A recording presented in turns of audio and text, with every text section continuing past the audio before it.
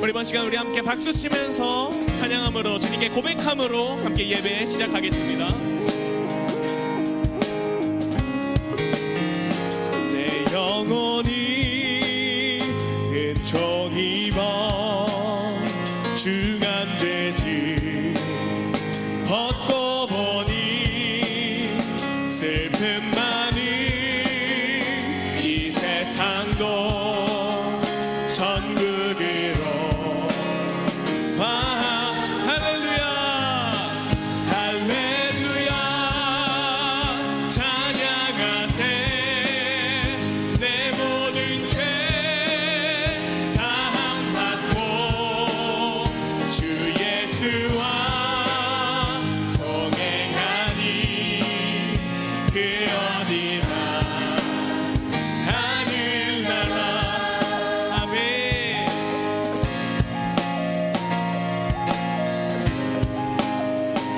우리 다시 고백하겠습니다. 주의 얼굴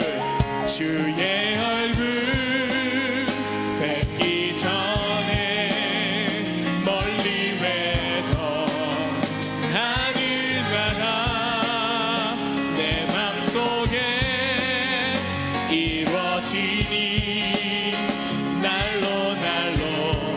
우리 더 큰 목소리로 높은 산이 거친 들이 초막이나 궁궐이나 내 주 예수 모신 곳이 그 어디나 하늘나라. 할렐루야 할렐루야 찬양하세 내 모든 죄 사함받고 주 예수와 동행하니 그 어디나 할렐루야 할렐루야 찬양하세 내 모든 죄 사함받고 주 예수와 동행하니 그 어디나 하늘. 한번 더 고백합시다. 할렐루야 찬양하세 내 모든 죄 사함받고 주 예수와 동행하니 그 어디나 하늘나라. 우리 주님께 영광의 찬송, 우리 영광의 박수 올립니다. 네, 우리 이번 시간 함께 찬양하실 때 다 같이 자리에서 일어나셔서 우리 함께 율동 따라하면서 찬양하시겠습니다. 우리 다 같이 박수 치면서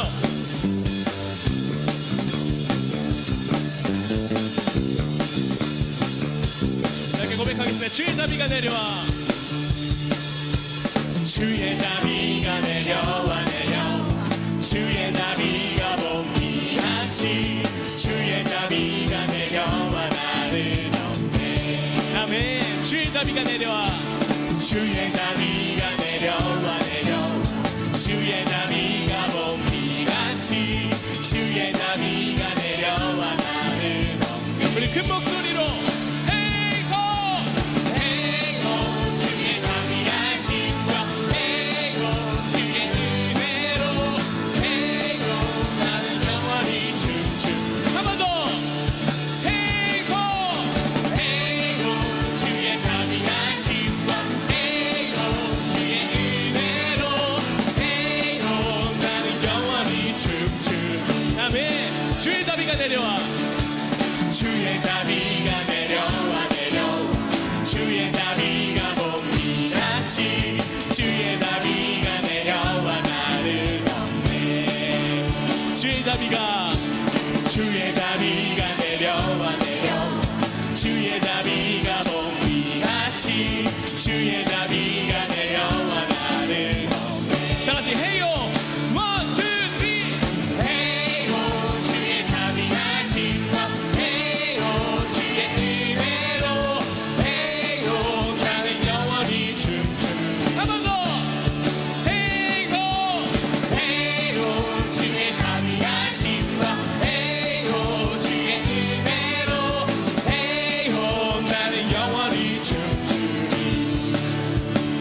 시간 찬양할 때에는 우리 작은 목소리와 우리 작은 율동으로 한번 따라해 보겠습니다. 작은 목소리랑 작은 율동으로. 주의 자비가 내려와 주의 자비가 몸이같이 주의 자비가 내려와 나를 한 번 더. 주의 자비가 내려와 주의 자비가 몸이같이 주의 자비가 내려와 나를.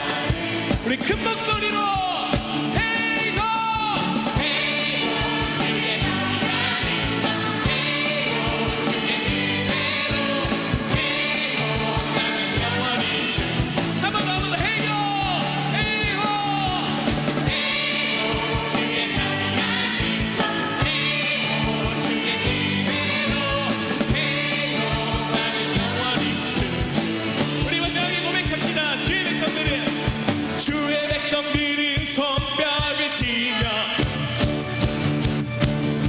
예수 하나님을 향해 크게 외쳐라. 주의 백성들은 손뼉을 치며 하나님을 향해 크게 외쳐라.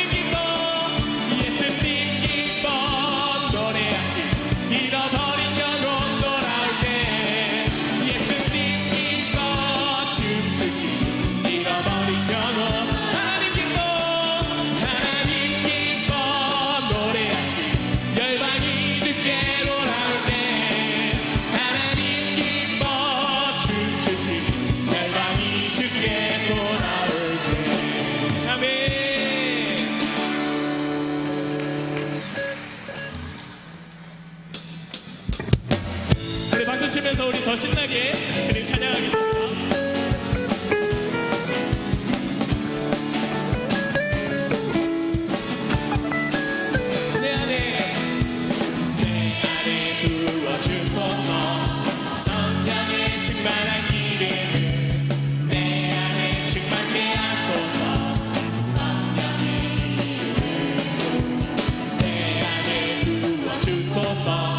성령의 충만한 기름을 내 안에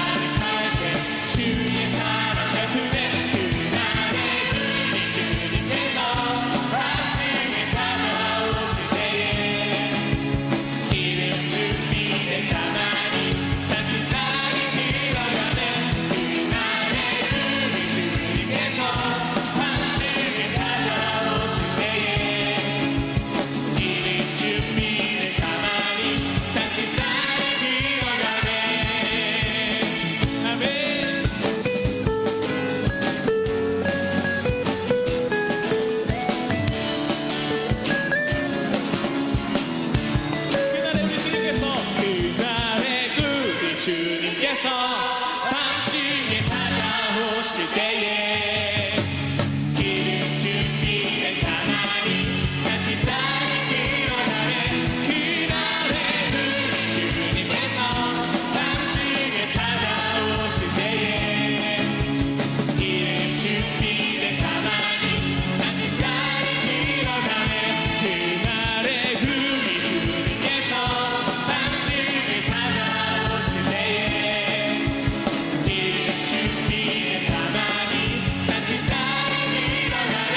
그날에 우리 주님께서 밤중에 찾아오실 때에 기름 준비된 가만히 잔치자리 일어나네. 우리 주님께 영광의 박수 올립니다. 아멘. 우리 다 자리에 앉으셔서 함께 주님께 고백하겠습니다.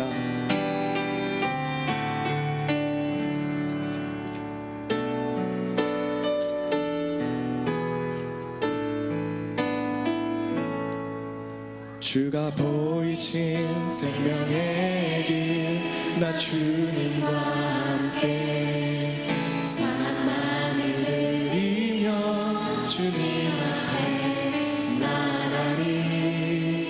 나의 의로움이 되신 주 그 이름 예수, 나의 길이 되신 이름 예수. 다시 고백합시다. 주가 보이신 생명의 길 나 주님과 함께 사랑만을 드리며 주님 앞에 나가리. 나의 의로움이 되신 주 그 이름 예수, 나의 길이 되신 이름 예수. 나의 길 오직 그가 하시나니. 나를 단련하신 후에 내가 정금같이 나오리라. 주가 보이신 생명의 길 나 주님과 함께 사랑만을 드리며 주님 앞에 나가리. 나의 의로움이 되신 주 그 이름 예수, 나의 길이 되신 이름 예수. 우리 고백합시다. 나의 길 오직 그가 하시나니. 나를 단련하신 후에 내가 정금같이 나오리. 우리 다 같이 두 손 들고 나의 길 오직 그가 하시나니. 나를 단련하신 후에 내가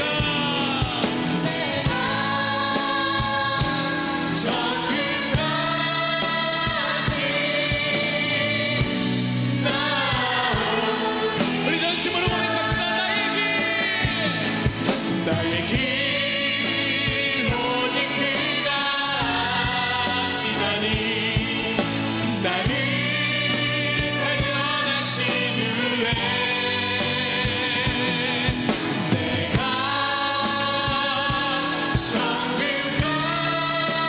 정금같이 나오리. 우리 목소리로 고백합시다. 나의 길 오직 그가 하시나니. 나를 단련하신 후에 내가 정금같이 나오리. 다시 한번 고백합시다. 나의 길, 나의 길. 오직 그가 하시나니 나를 단련하시는 내가 정금같이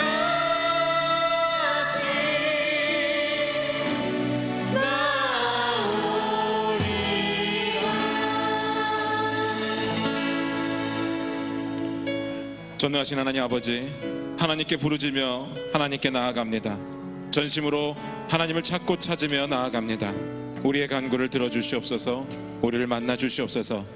우리의 예배 가운데 주님 홀로 영광 받아주시고 주님의 귀한 백성들에게는 하나님께서 주시는 은혜를 경험하게 하여 주시옵소서. 오늘부터 제15차 예수님을 닮아가는 거룩한 행렬 예담3을 시작했습니다. 이번 예담3을 통해서 우리가 더욱 예수님을 닮아가기로 결단하며 예수님 주신 질문을 통해서 예수님을 알아가게 하여 주시옵소서. 예수님을 닮아 우리의 삶이 변해서 하나님께 영광 돌리게 하시고 각자의 삶의 자리에서 하나님 나라를 이루며 살아가게 하여 주시옵소서. 특별히 예담 삶을 이끌어 가시는 담임 목사님 건강함으로 붙들어 주시옵소서. 지역사회 자랑 한국교회 긍지, 민족의 소망 세계의 등불 과연구교회 중앙교회를 기억하여 주시옵소서. 다음 세대를 기독교적 세계관과 성경적 가치관으로 교육하는 학교를 세울 수 있는 비전과 기회 주심에 감사를 드립니다. 학교 설립과 건축의 모든 과정 하나님께서 주관하여 주시옵소서. 학교 운영에 필요한 사람들 준비시켜 주시고 필요한 물질들 채워 주시옵소서. 고명진 담임 목사님과 김장환 올 목사님 사역을 붙들어 주셔서 하시는 사역에 하나님의 놀라운 영광이 드러나게 하여 주시옵소서. 성령 충만케 하시고 강건함으로 붙들어 주시옵소서. 담임 목사님 날마다 새 힘 주셔서 건강하게 하시고 중앙교회를 이끌어가는 통찰력과 지도력이 넉넉하게 하여 주시옵소서. 우리 조국 대한민국을 기억하여 주시옵소서. 대통령과 정치 지도자들을 주관하여 주시옵소서. 그리하여 대한민국 가운데 회복과 번영의 역사가 다시 있게 하시고 대한민국의 교회 가운데는 다시 한번 부흥의 역사를 바라보게 하여 주시옵소서. 우리 사회 가운데 만연해 있는 모든 부정과 부패, 거짓과 우상 숭배를 척결하여 주시고 음란함과 타락함에서 벗어나 거룩한 나라로 나아가게 하여 주시옵소서. 또한 남과 북의 관계를 회복하시고 복음 안에서 평화 통일을 이루어가게 하여 주시옵소서. 김진삼 목사님 주님 주신 능력과 권능으로 말씀 선포하실 때 그 말씀에 능력이 나타나서 우리의 삶을 변화시키고 하나님께 영광 돌리는 삶을 살아가게 하여 주시옵소서. 우리가 이 시간 성령 충만케 하시고 하나님 만나게 도와 주시옵소서. 예수님의 이름으로 간절히 기도합니다.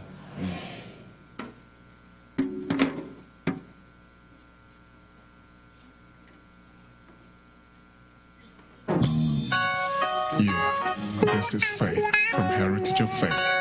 And today, we've got our sister Anne to join us.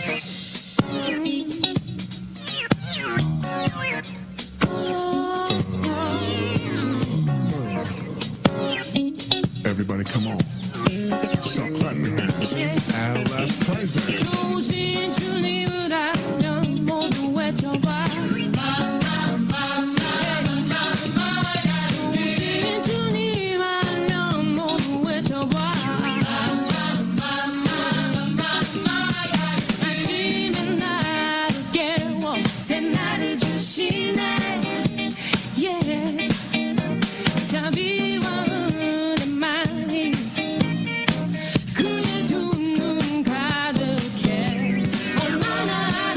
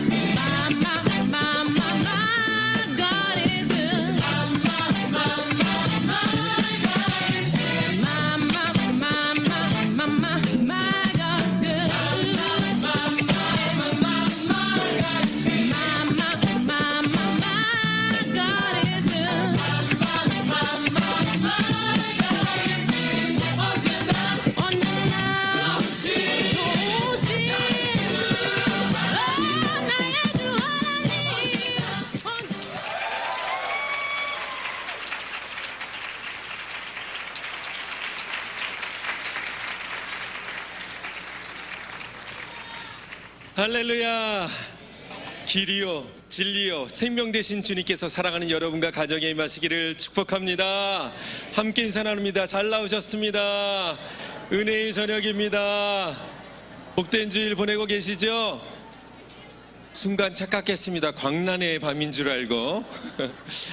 여러분, 예수님을 닮아가는 삶 15번째 행렬이 바로 오늘 이미 시작되었습니다. 여러분, 한 주간 동안 마음을 꽉 붙잡으세요. 내가 새벽에 또 저녁에 마음을 붙잡으셔서 하나님 만나는 귀한 약속 됐으면 좋겠고요. 여러분 출석부 다 받으셨잖아요. 거기 23페이지에 버스 노선표가 아주 자세하게 나와 있고요. 몇몇 분들이 저한테 오셔서 물어보시더라고요. 기쁨 2배 추천권, 이거 새벽 따로 있고 저녁 따로 있는데 새벽에도 내고 또 저녁에도 또 내도 되냐고. 제가 그랬어요. 집사님, 당연한 걸 가지고 선수끼리 왜 그러시냐고. 당연한 겁니다. 새벽에도 나오셨으면 제출하시고 저녁에 또 나오시면 저녁에 제출하시면 되고 안 되건 그분만이 아십니다. 상처받지도 마시고 여러분 새벽 저녁도 해주시고요. 또 특송 준비하시고 안내 또 차세대 여러 가지 간식들 우리 후원해주는 장로님, 집사님, 권사님 정말 많은 수고와 헌신으로 예수님을 닮아가는 삶의 거룩한 행렬이 되는데요. 특별히 여러분 말씀 전하시는 담임 목사님 위해서 기도 부탁드릴게요.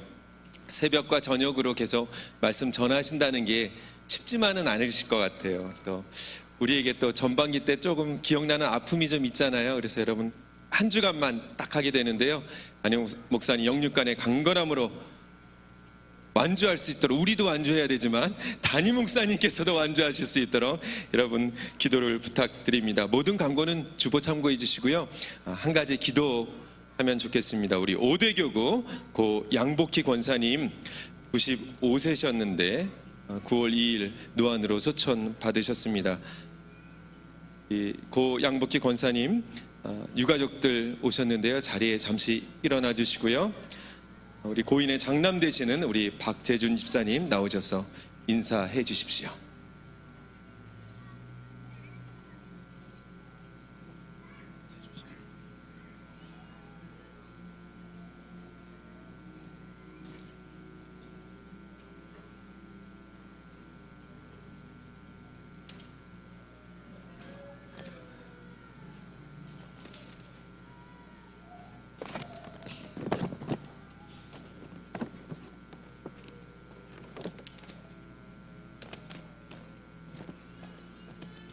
저는 지난 9월 2일 토요일 소천하신 양복희 권사님의 아들 박재준 집사입니다.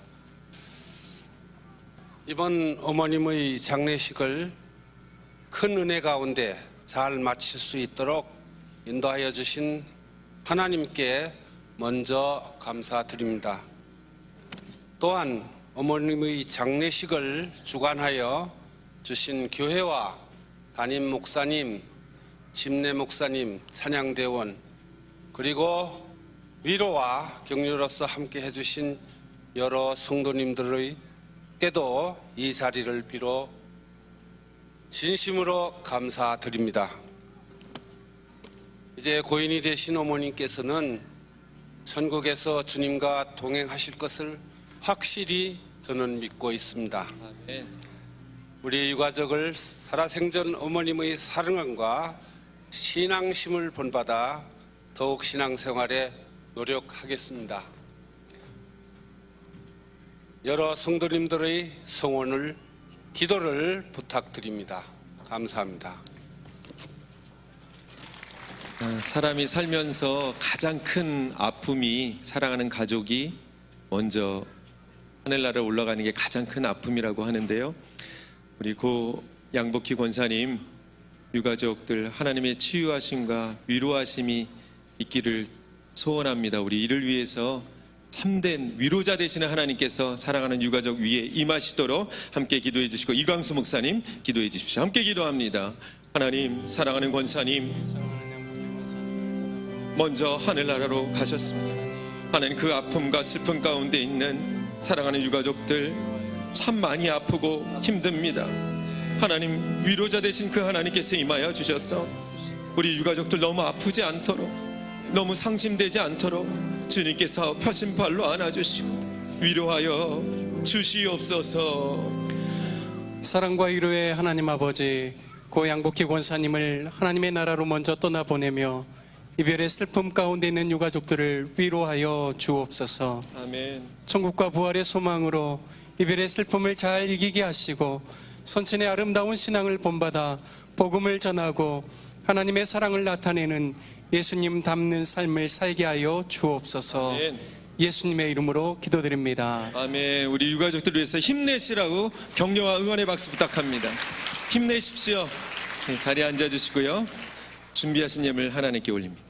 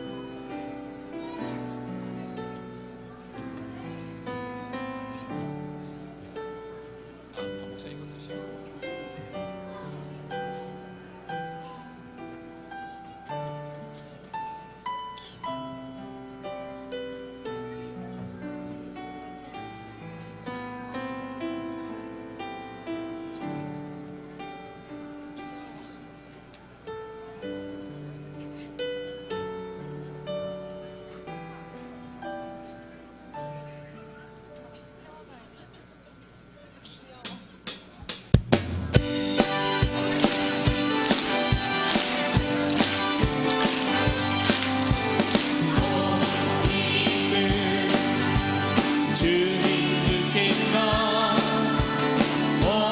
기쁨 주님 주신 것온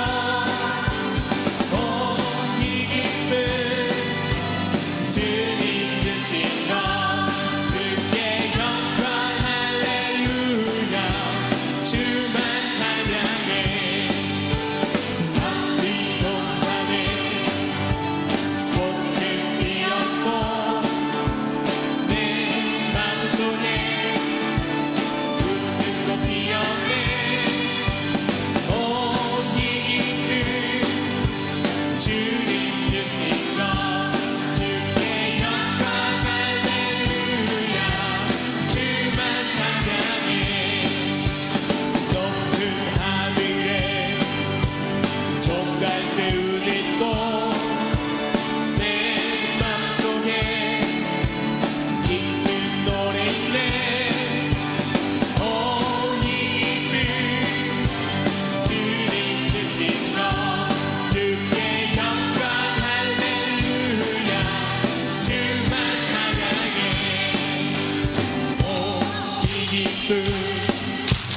주님 주신 것온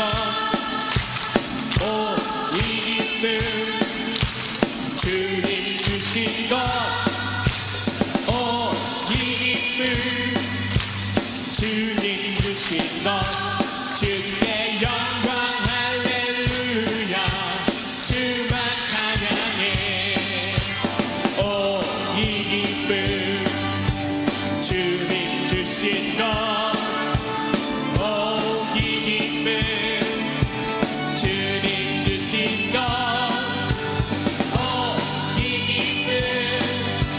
주님 주신 것 주께 영광 할렐루야 주만 찬양해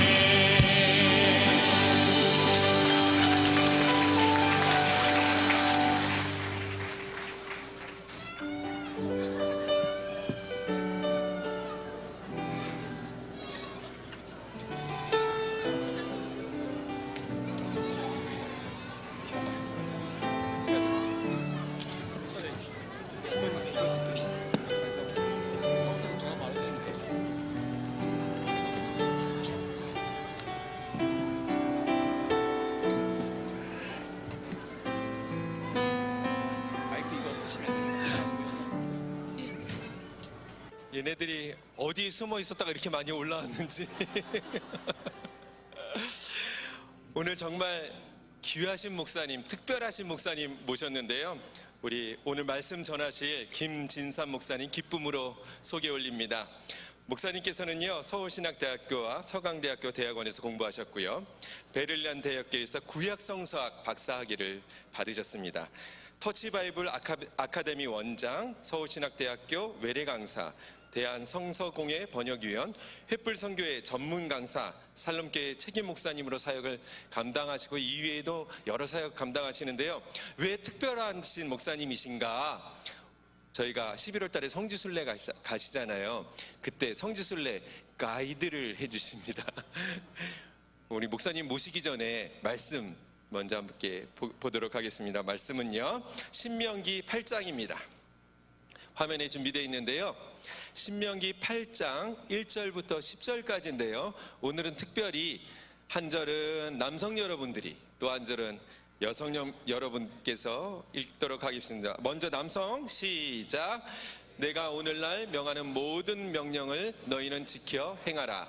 그리하면 너희가 살고 번성하고 여호와께서 너희 열조에게 맹세하신 땅에 들어가서 그것을 얻으리라.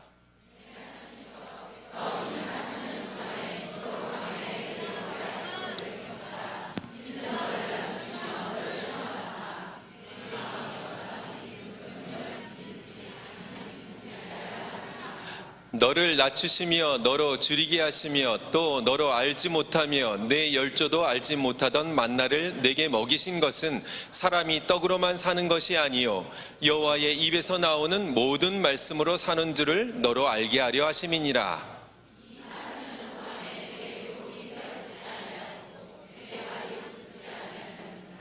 너는 사람이 그 아들을 징계함 같이 내 하나님 여호와께서 너를 징계하시는 줄 마음에 생각하고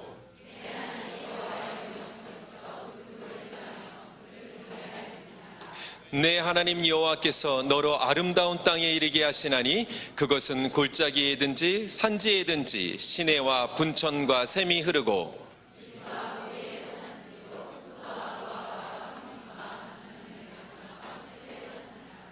너희 먹는 식물에 결핍함이 없고 내게 아무 부족함이 없는 땅이며 그 땅의 돌은 철이요 산에서는 동을 캘 것이라. 함께요. 내가 먹어서 배불리고 내 하나님 여호와께서 옥토로 내게 주셨음을 인하여 그를 찬송하리로다. 아멘. 우리 강사 목사님 모시겠습니다. 할렐루야라고 환영합니다. 할렐루야.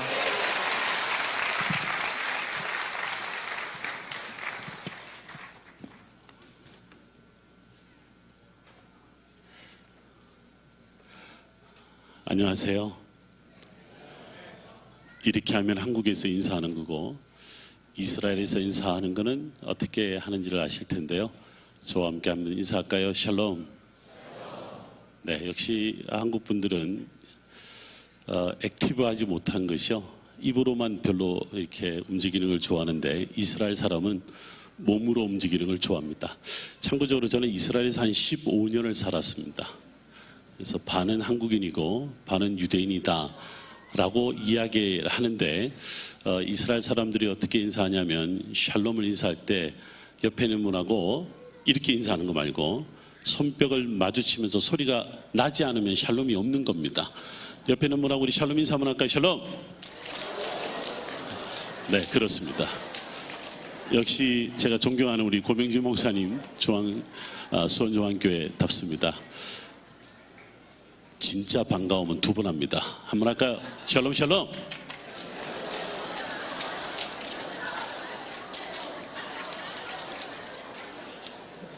저와 2년 전에 이스라엘을 다녀오신 분들은 아마 제가 이렇게 인사하는 법을 잘 알고 계실 텐데요. 이것 갖고 끝나지는 않습니다. 정말로 반가우면 3번 합니다. 근데 발음을 처음에는 샬롬, 두 번째는 살롱, 세 번째는 살롱 이렇게 인사합니다. 끝까지 샬롬을 끝까지 잘 하면서 우리 옆에 있는 분하고 인사 안 하신 분, 뒤에 있는 분하고 또 우리 다 같이 합니다. 샬롬 샬롬 샬롬.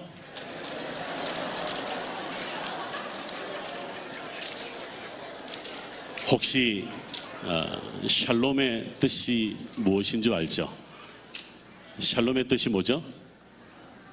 네, 평화, 화평, 평강, 화목 다양하게 표현하는데 여러분들 한 가지 성경을 공부할 때 꼭 하나 원칙을 아셔야 되는데 구약의 언어든 유대적 배경을 갖고 있는 말이든 간에 이 원칙에서 모든 것을 이해하고 소통을 해야 합니다. 그게 뭐냐면 성경은 동사다 이렇게 생각합니다. 바꿔 말하면 샬롬은 평화인데 샬롬의 동사를 잘 이해해야 샬롬을 이해할 수 있습니다.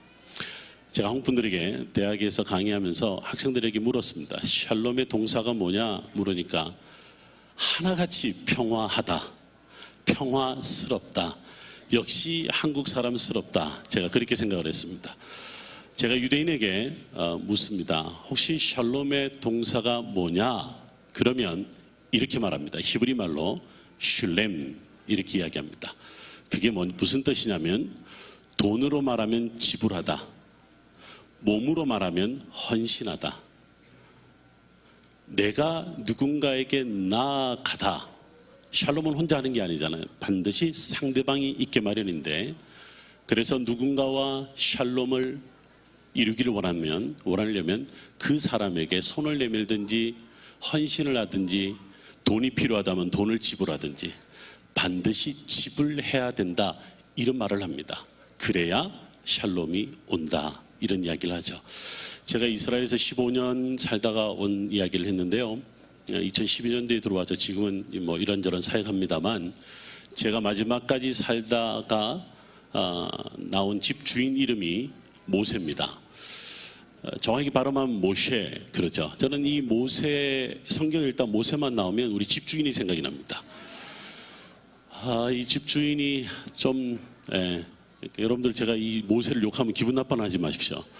참 저를 곤욕스럽게 많이 했던 탓에 성경 읽다가 모세가 나오면 주님 제 마음을 아시죠? 이 모세를 그 모세가 아니길 바랍니다. 그러는데 이 친구는 월세를 조금이라도 좀 늦게 내거나 밀리게 되면 아주 난립니다. 그래서 제가 한 번은 만나서 그랬습니다. 내가 아는 성경의 모세는 온유한 사람인데 당신은 뭐냐? 이러니까 이 친구가 역시 유대인이라 밀리지 않습니다. 확 웃으면서 너가 모세를 몰라?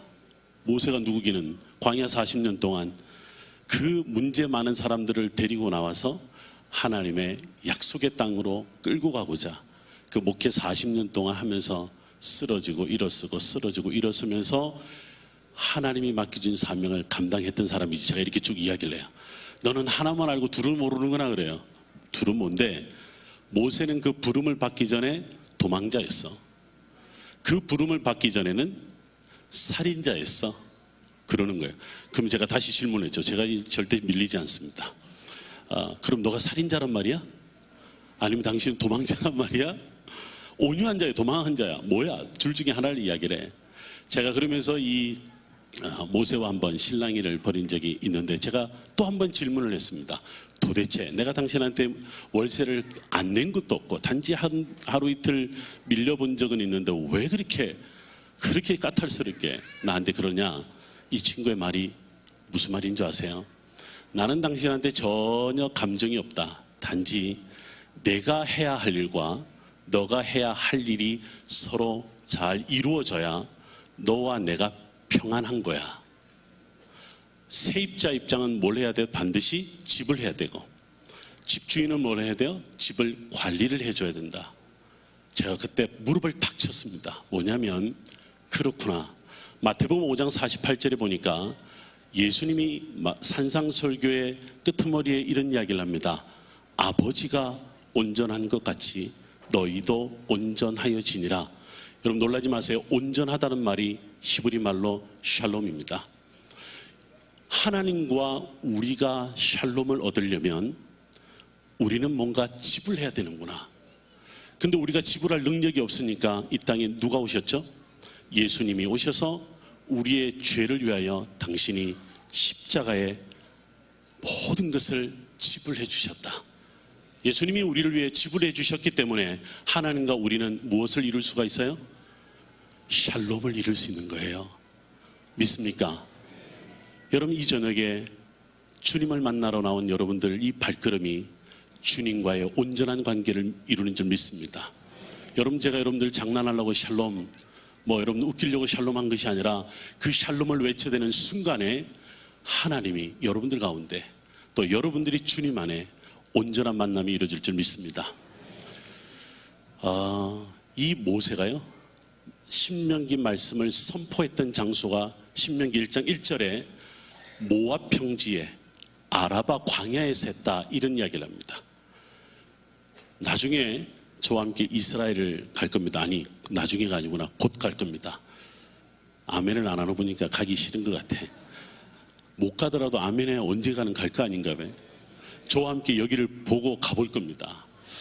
이 아라바 광야에서 모세가 마지막 설교를 해요. 그래서 신명기 1장부터 34장까지를 모세의 세 편의 설교다.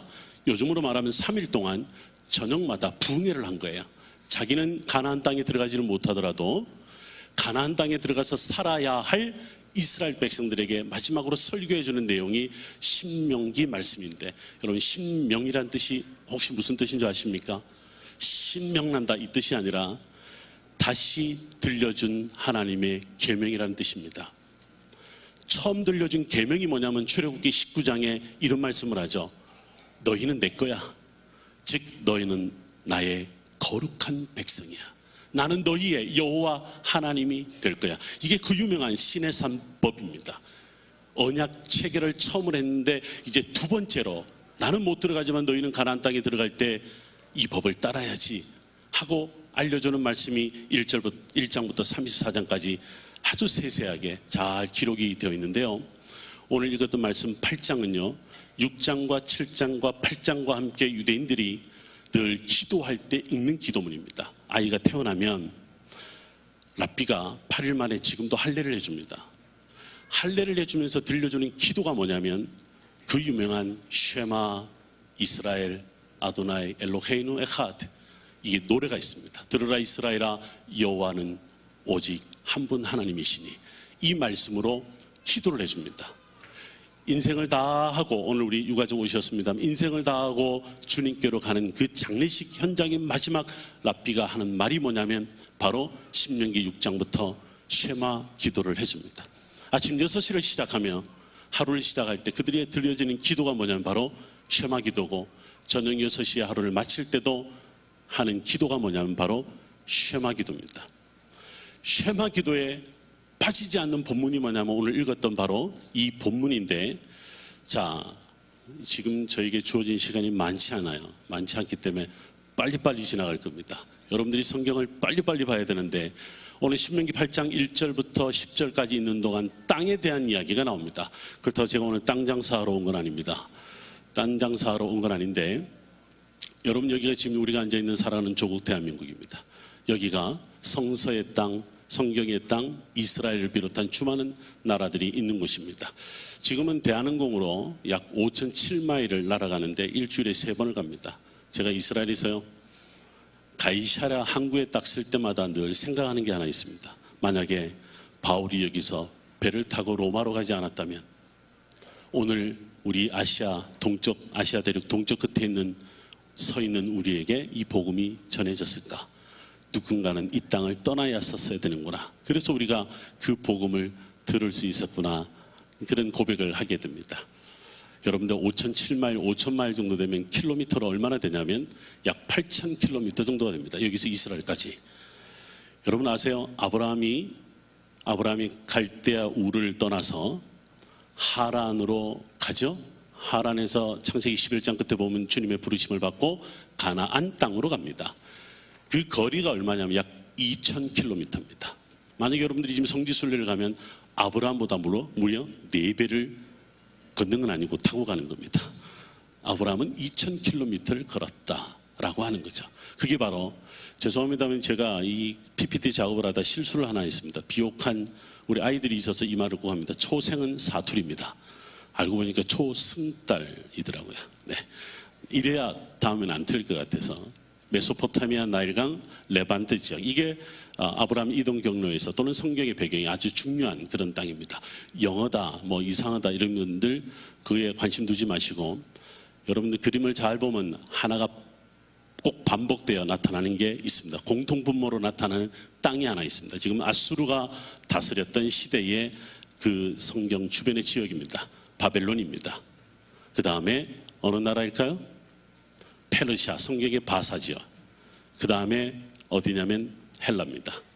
그 다음에 어디냐면 로마입니다. 여러분들 지금 제가 보여드린 것이 구약 성경과 신약 성경의 배경적 역사의 그 흐름들을 쭉 보여주는데, 제가 여러분들이 역사 강의하는 것이 아니라 땅에 대한 이야기를 합니다.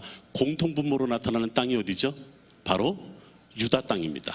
이스라엘 땅입니다. 다시 한번 여러분들, 로마 시대, 그 다음에 헬라 시대, 그 다음에 페르시아, 바벨론, 그리고 아수르 시대까지 이 모든 시대에 공통되는 점이 뭐냐면 바로 유다 땅, 이스라엘 땅입니다.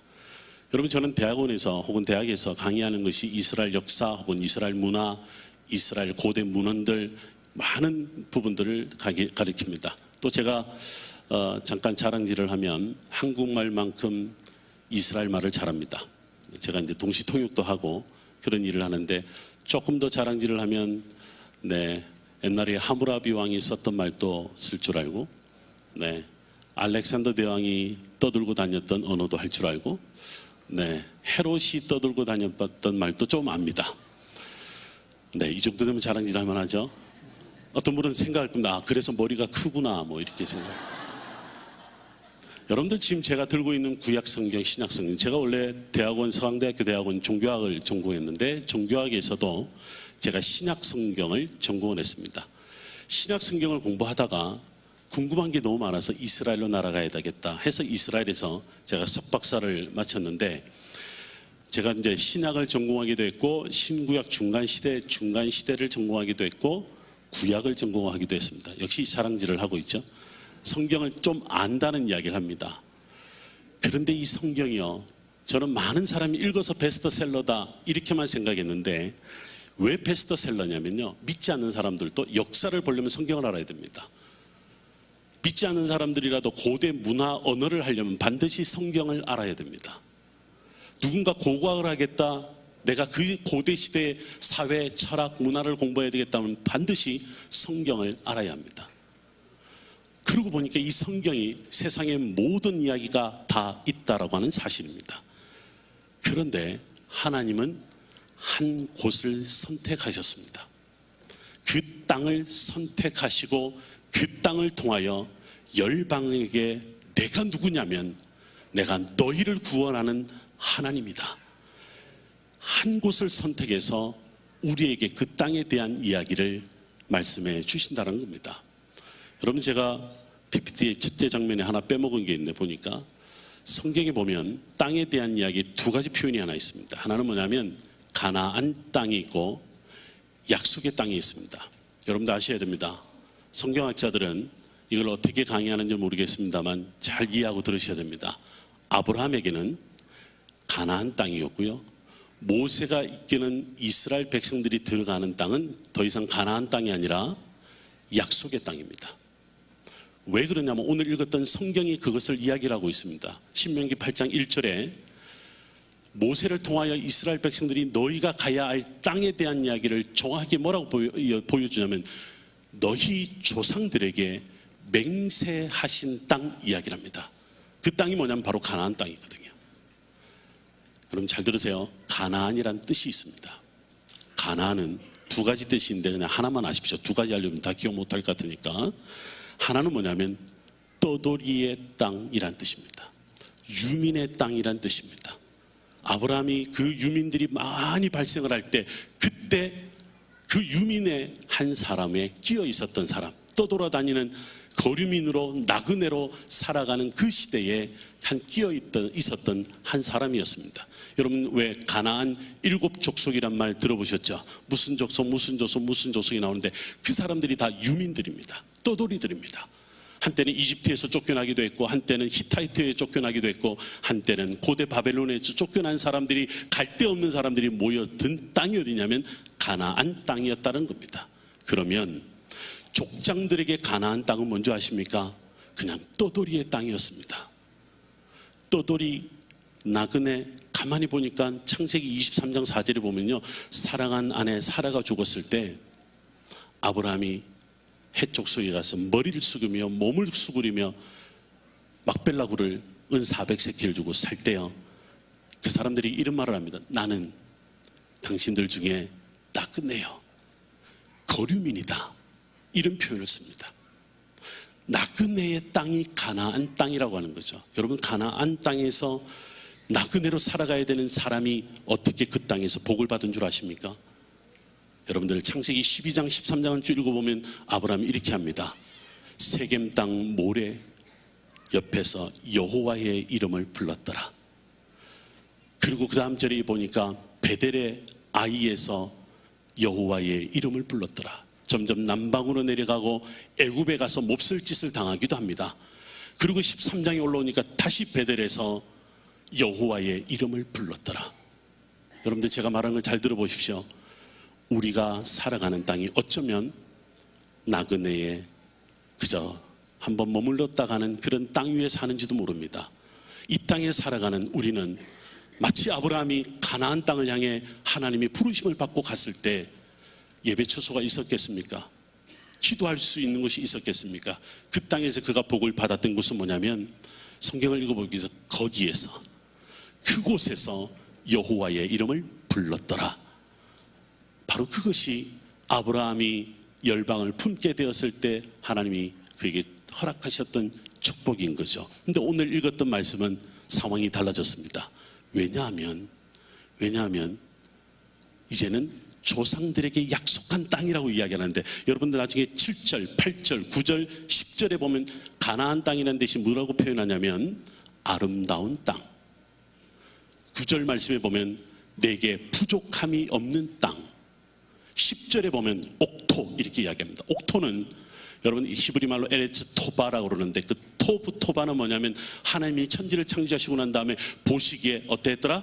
좋았더라. 그게 바로 토브라는 말인데, 선한 땅, 옥토라는 의미가 바로 그 의미를 갖고 있습니다. 만약에 아브라함이, 이삭이, 야곱이, 요셉이 그 떠돌이로 살면서 거기서 예배하지 않았더라면 그 땅은 더 이상 약속의 땅이 될 수 없었다는 겁니다. 저는 예수 믿지 않는 가정에 태어났었거든요. 예수를 믿게 됐습니다. 예수님을 만나기 전에는 행복이라는 것을 몰랐다가 예수님을 만나고 난 다음에 행복이라는 것을 알게 됐습니다. 그래서 제가 사실 지금 저를 몇 년 전에 보신 분들은 알겠지만 지금보다 몸무게가 한 13kg 더 쪘을 때 모습을 보셨을 텐데요. 등치가 그래도 좋죠. 도대체 얼마나 쪘는가를 이해할 텐데, 제가 사실은요 많이 아니지 하도 맞아서 맷집으로 생긴 등치였습니다. 교회 다닌다고 어릴 때 참 많이도 맞았습니다.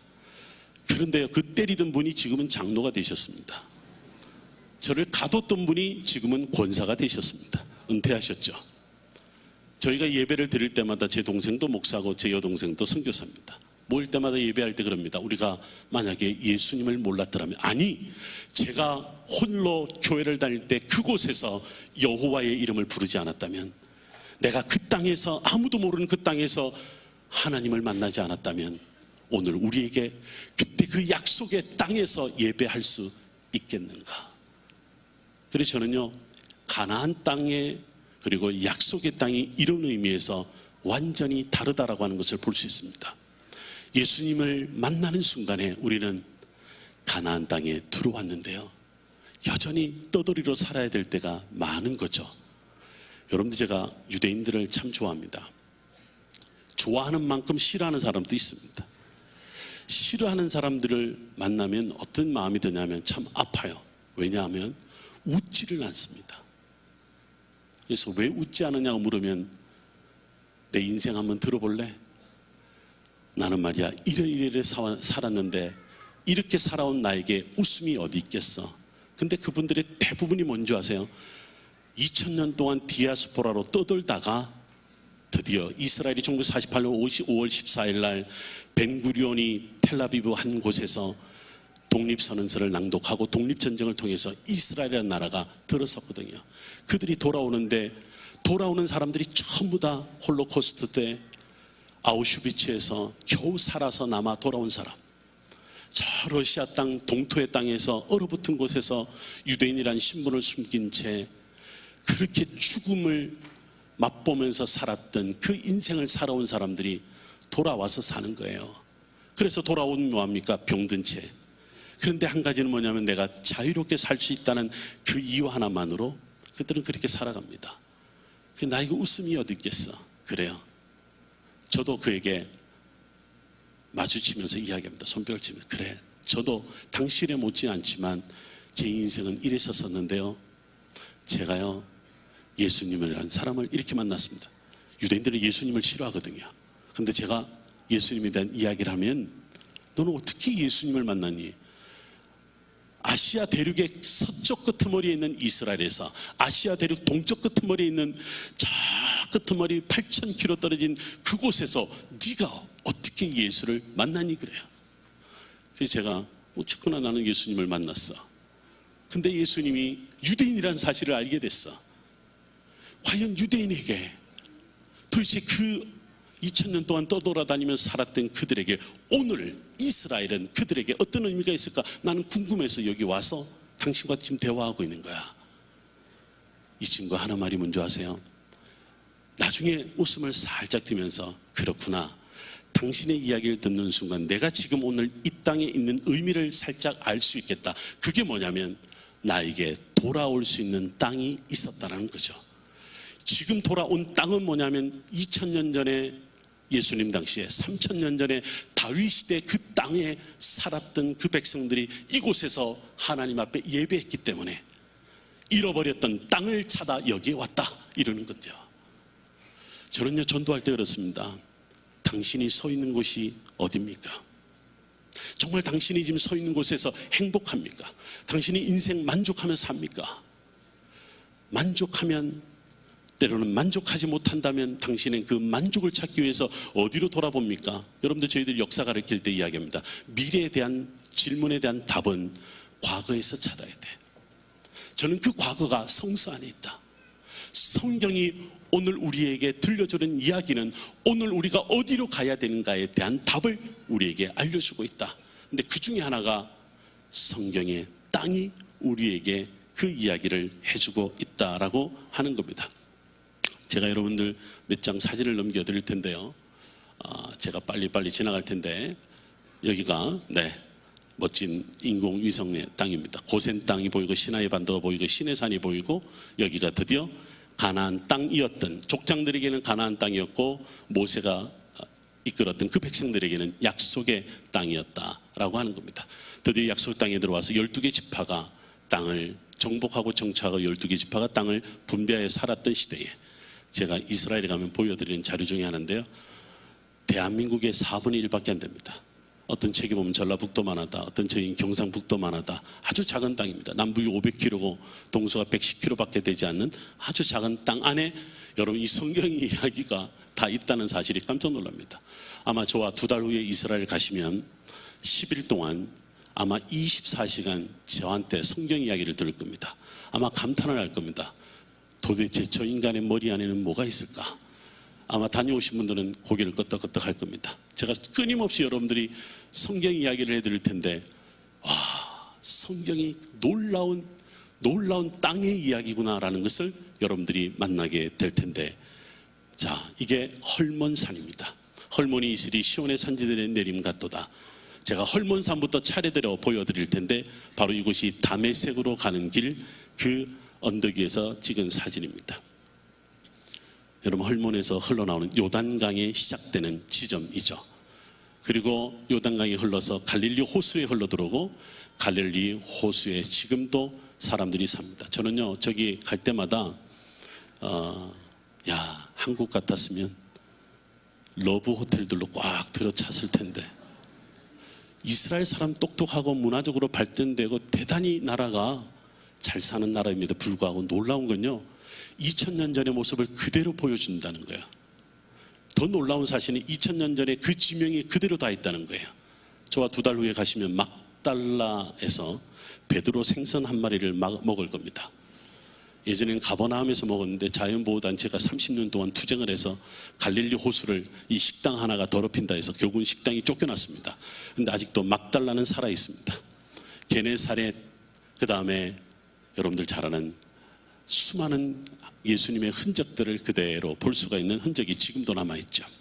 레바논의 산지 갈멜산, 그리고 그리심산, 에발산, 사마리아, 이거는 여인들을 위해서 꽃을 하나 들고 왔습니다. 딱 보면 양귀비가 아닌가 그러는데요, 바로 아네모네라는 꽃입니다만 성경에 나오는 드레핀 백합화가 바로 저겁니다. 제 동료 중에 그리스 아테네 대학에서 박사학위하는 친구가 있습니다. 신약학 전공이고 저는 이스라엘에서 구약학으로 박사학위한 사람이 붙었습니다. 뭐가 붙었냐면 드레핀 백합화가 뭐냐고. 왜냐하면 드레핀 백합화 이야기는 신약 성경에 나오니까 지가 신약 성경을 잘 안다는 거지. 근데 제가 뭐라고 물은지 아세요? 이스라엘 와본 적이 있어요? 물었어요. 아니, 말도 하지 마. 이스라엘에 와보지도 않고 무슨 성경 이야기를 할 수가 있어? 그 친구가 저한테 어떻게 했을까요? 미안해. 근데 헬라어에는 그렇게 돼 있는데 저게 정말 백합화야? 오히려 나한테 질문을 하고 있어요. 그 친구는 그리스에 아주 유명한 가이드였거든요. 그러니까 너는 이스라엘에 와서 다시 배워야 돼. 여러분들 저것이요, 이스라엘에 가면 특히 4월, 5월 엄청나게 들판에 피어 있는 것을 볼 수가 있습니다. 나사렛 요단강 개요, 요단강이 물이 흘러가는, 그리고 요단강이 더 내려왔을 때 여리고를 만나게 됩니다. 바로 사해입니다. 쿰난이고 한 모습인데 제 지도교수가요 랍비입니다. 참 공교롭게도 저는 대학에서는 목사님한테 배우고 석사에서는 한국에서는 신부님한테 배우고 박사는 랍비한테 배웠고 저는 목사입니다. 근데 제가 랍비는 참 질문을 많이 던지고 저도 질문 많이 던지는데 제가 한번 물었습니다. 저 양들이 다니는 길을 유대인들은 히브리 말로 데레흐츠다카 의의 길이라고 하는데 왜 의의 길입니까? 라고 물었습니다. 그래서 저한테 막 웃으면서 하는 말이 어느 한 사진을 보여주는데 그 비슷한 사진을 지금 제가 가지고 왔습니다. 여러분 혹시 뒤에 있는 분들은 잘 보이시는지 모르겠는데 앞에 있는 보면요, 목동이 어디 있는지 보입니까? 지금 여러분들 보시는데 목동이 어디 곳에 있습니다. 목동이 어디 있냐면 제일 밑에 양들이 막 모여 있는 곳에 목동이 가서 지금 양들을 야, 네 갈 길 가야지. 무슨 말이냐면 양들이 쭉 자기 갈 길만 갑니다. 갈 길만 가는데요. 저 길을 왜 의의 길이라고 그러냐면 양들이 누구를 보고 저 길을 가냐면 목자를 보고 따라간다. 목자를 보고 따라가는데 바로 목자를 따라가는 삶이 의의 삶이야. 의의 길이야. 이렇게 이야기를 하는 거예요. 근데 제가 목사잖아요. 나는 잘 가고 있나? 여러분들 양들을 여러분들 먹는 거 나중에 가서 보시면 알겠지만 하루 종일 머리 쳐박고 먹기만 합니다.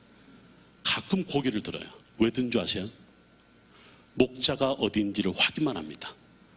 요즘에 유대 광야에 있는 저 목자들이 시간 남을 때 뭐 시간 하루 종일 남죠. 뭐 먹을 건 먹기만 하면 되니까 뭐 하는 줄 아세요?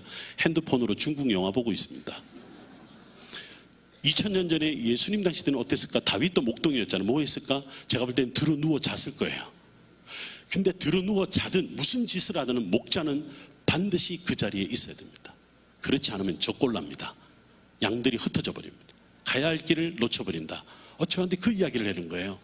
참 이스라엘 사람들 재밌다. 저 땅 하나 갖고 저 동물 하나 갖고 저들이 걸어가는 길 하나 갖고 성경이 우리에게 주는 의미를 찾는 걸 보니 여러분 우리 손중앙교회를 찾아오는 이유가 뭐죠? 목자이신 예수 그리스도.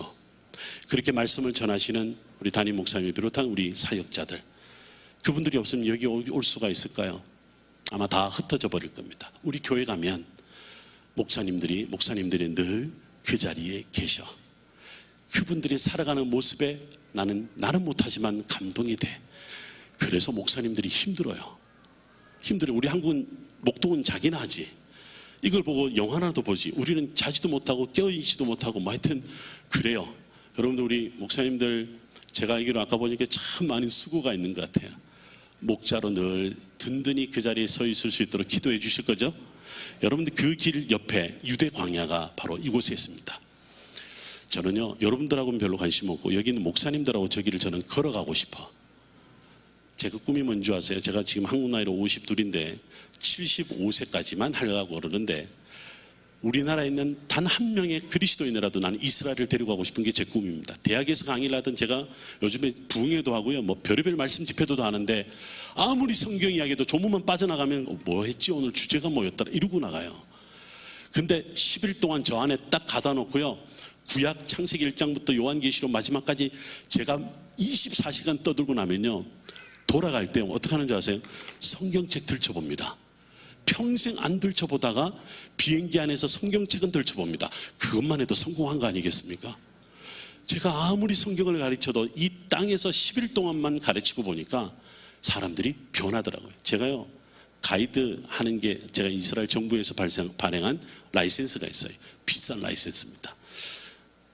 이 가이드를 하는데 제가 가장 감동적이었던 경우가 몇 번 있는데요. 우리 아이들 지금 나왔습니다만 어떤 어머니가요 성교순례를 다니다가 감동을 받았어. 목사님, 담임 목사인데 한국에 전화했는데요, 하셔도 된다는데 목사님 꼭 들어주십시오. 그게 뭐냐면 요단강에서 우리 아이에게 세례를 베풀어 주시면 안 되겠습니까? 제가 어떻게 했을까요? Why not? 왜 안 되겠어요? 가요. 요단강 거기서 세례를 베풀어. 두 번째 감동은 뭔지 아세요? 여권에 도장을 찍을 수 없을 만큼 얼마나 많은 도장을 찍었는지 세계를 다 다녀보다가 한 군데 안 간 데가 있대요. 거기 이스라엘이더래. 그래서 도장 하나 찍고자 이스라엘에 오신 불교 신자가 있어. 그래서 그 불교 신자가 쭉 다니고 난 다음에 감남산에서 눈물의 교회에서 예수님이 예루살렘 성전을 바라보시면서 성전이 성전답지 못한 걸 보고 탄식하고 우셨잖아요. 누가복음에 보면 이분이요 제 이야기를 같이 듣다가 같이 기도하는 시간 갔는데 이분이 뭐라는 줄 아세요? 목사님, 저는 성경이 가짜인 줄 알았습니다. 성경이 역사가 아니라 다른 이야기인 줄 알았습니다. 근데 성경이 오늘 제 마음을 터치하네요. 제가 꼭 한국 가면 교회라는 데를 한번 가보겠습니다. 이만하면 성공한 거 아니겠습니까? 여러분들, 그리고 제가 이게 바로 밑에 있는 여름과 겨울이 다릅니다. 11월 달에 가면 이것저것도 아닙니다. 여름의 모습이 그대로 지금도 남아 있을 테고, 여기가 바로 제가 가끔 걷다가 힘들어서 주저앉기도 하는 곳인데, 악을 골짜 빈들에도 복음 들고 가오리다. 여기가 아골 골짜기입니다. 아골이 뜻이 뭔지 아세요? 괴롭다라는 뜻이야. 이 아골이라고 하는 것은 원래 지명이 아니고요, 아간 때문에 하나님을 괴롭게 하고 이스라엘 백성들을 괴롭게 한 네 이름은 아간이지만 네가 가서 죽어야 할 곳은 아골 골짜기다. 뭐 그렇게 붙여진 이름인데, 바로 낙타를 타고 예루살렘으로 올라갑니다.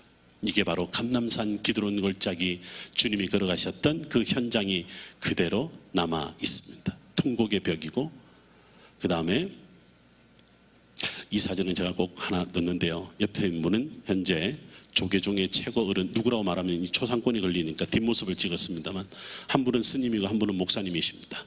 그 옆으로는 천주교 대표, 그 다음에 천도교 대표, 원불교 대표, 그 옆에는 한국 민속종교 대표, 한 분은 유교 대표, 민속종교 대표는 무당이십니다. 이분들이 성지순례를 오셨습니다. 2011년도에.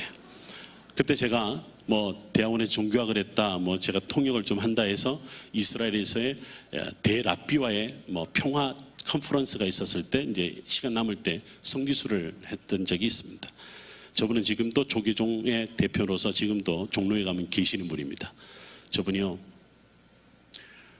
갈릴리 호수를 가는데, 많은 에피소드인데 그 중에 한 에피소드가 뭐냐면, 갈릴리 호수를 가는데 배를 타는 일정이 있었어요. 그날따라 바람이 정말 많이 불렀어요. 성경에 나오는 풍랑이 일었어요. 배를 못 탔어. 그래서 저분이 저한테, 김 박사님, 김 목사님, 저 차를 잠깐 좀 세워주십시오. 하더만 갈릴리 호수로 내려가세요. 그리고 두 팔을 들고 뭐 한 줄 아세요? 예수님, 땡중 왔습니다. 땡중 왔습니다. 저 바다 좀 잠잠케 해주십시오. 성경에 바다 잠잠케 하셨다면서요. 저 예수님 보고 정말이에요. 이분이 그런 이야기를. 더 놀라운 사실은 이 주체를 한기총이라고 하는 단체에서 했어요. 뭐라고 그러냐면, 목사님들 뭐 하세요? 빨리 오셔서 기도하셔야죠. 중은 기도하고 목사님은 서 있었던 거지.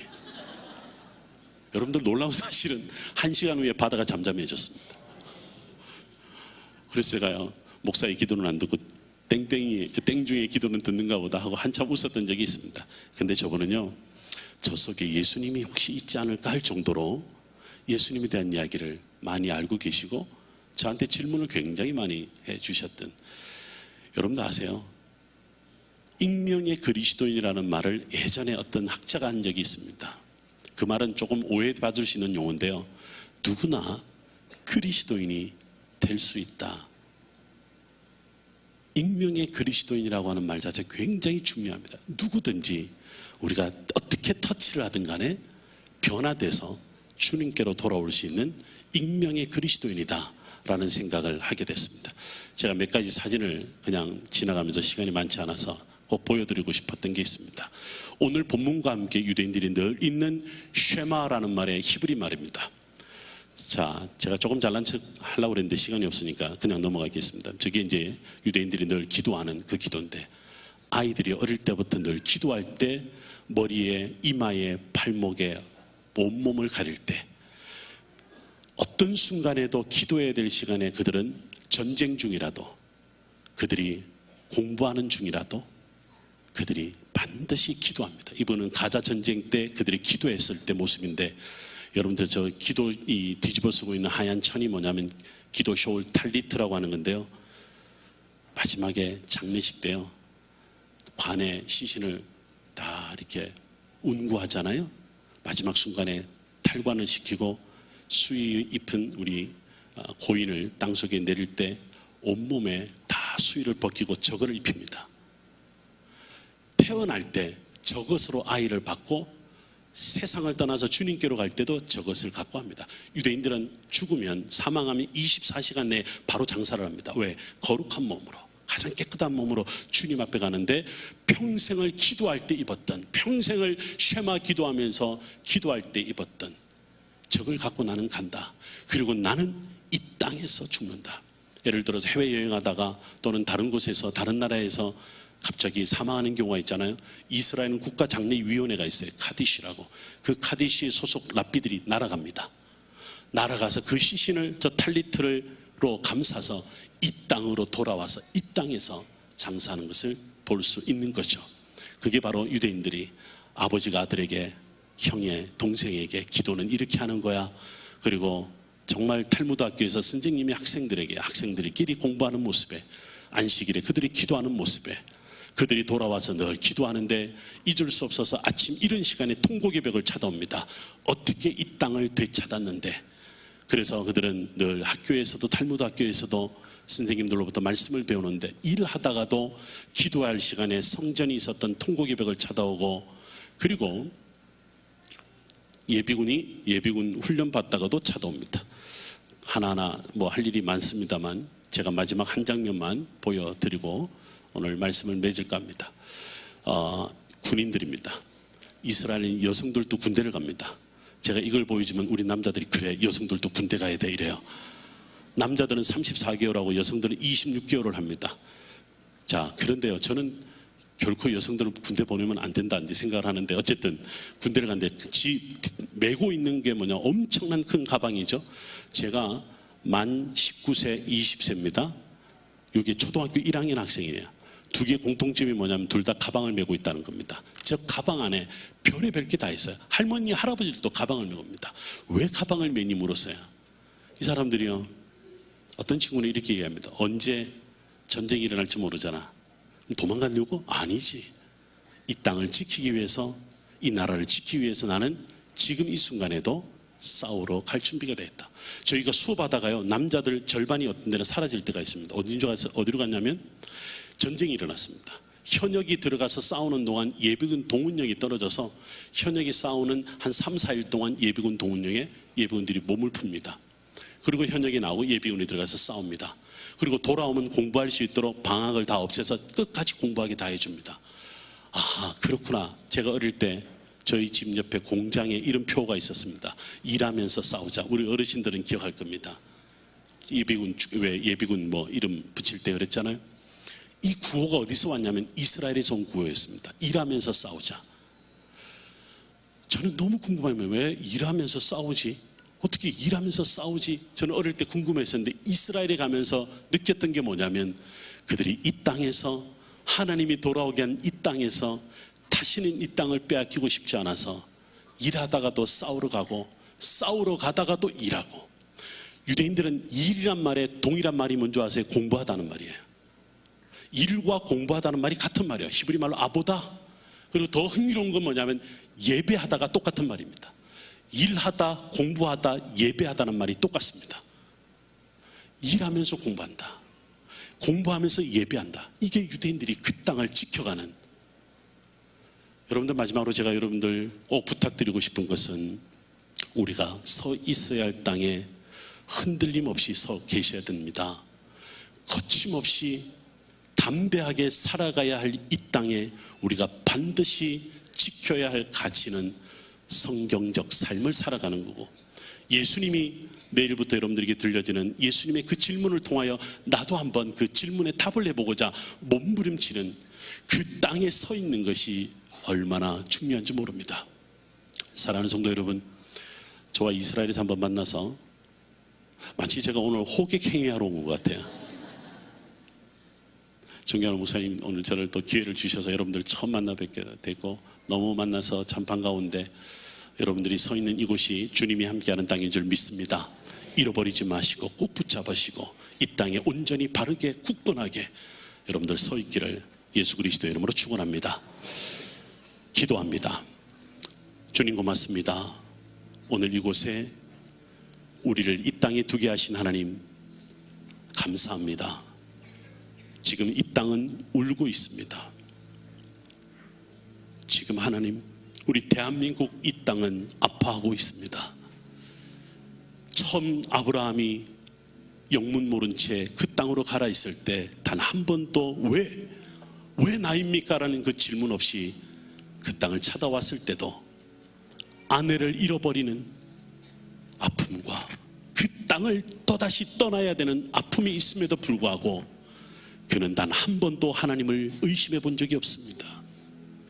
바로 그것은 하나님이 나를 부르셔서 오늘 이곳에 부르셔서 이곳에서 예배하시기를 원하신다는 사실을 아브라함은 알고 있었기 때문에 그 땅이 아파도 그 땅이 시름해도 그 땅이 흔들려도 그는 단 한 번도 흔들리지 않는 여호와를 향한 믿음과 사랑을 가지고 있었음을 오늘 보게 됩니다.